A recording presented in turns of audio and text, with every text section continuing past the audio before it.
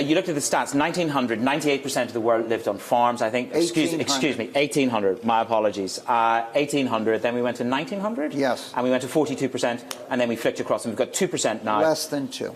And you talked about that change, that evolution. But that's globalization. Let me read to you what Mark Carney has said. Isolation and attachment amongst people that have felt left behind by globalization. This level of change, that's one picture of change. That is the personification of globalization. Globalization has not worked.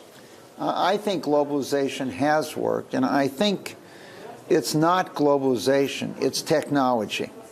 It doesn't have to happen in the world, it can happen in your backyard.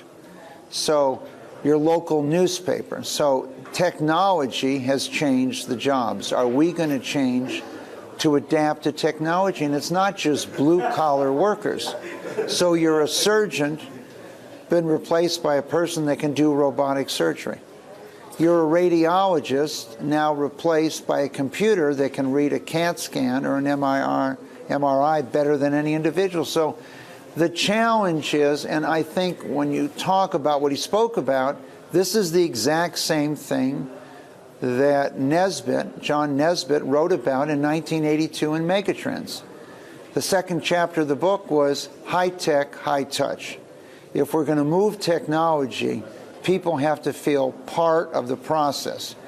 And the challenges today is we've moved a lot of the technology, but people don't figure out where they fit in. When you talk about globalization, there's very few companies in the world as globalized as Google.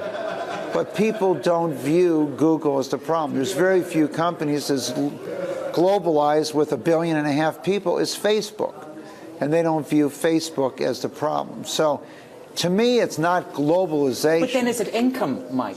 Look, I made the statement simply to try and draw out of you what the issue about globalization is. I believe globalization personally has worked. It's worked well for me. I'm part of a very big global brand. But I've not been left behind.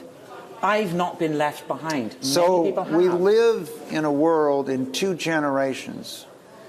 2 generations ago, only 20% of the jobs required skill.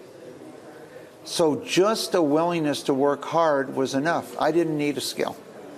Today, either a semi-skill or a skill, 80% of the jobs. So just a willingness to work hard today is not enough. So you have to develop a skill. And I think it's important for governments to focus on, can we prepare people for the skills of the future? There's a dramatic shortage of people that can write software and coding. And so there's going to be a number of changes that are going to occur.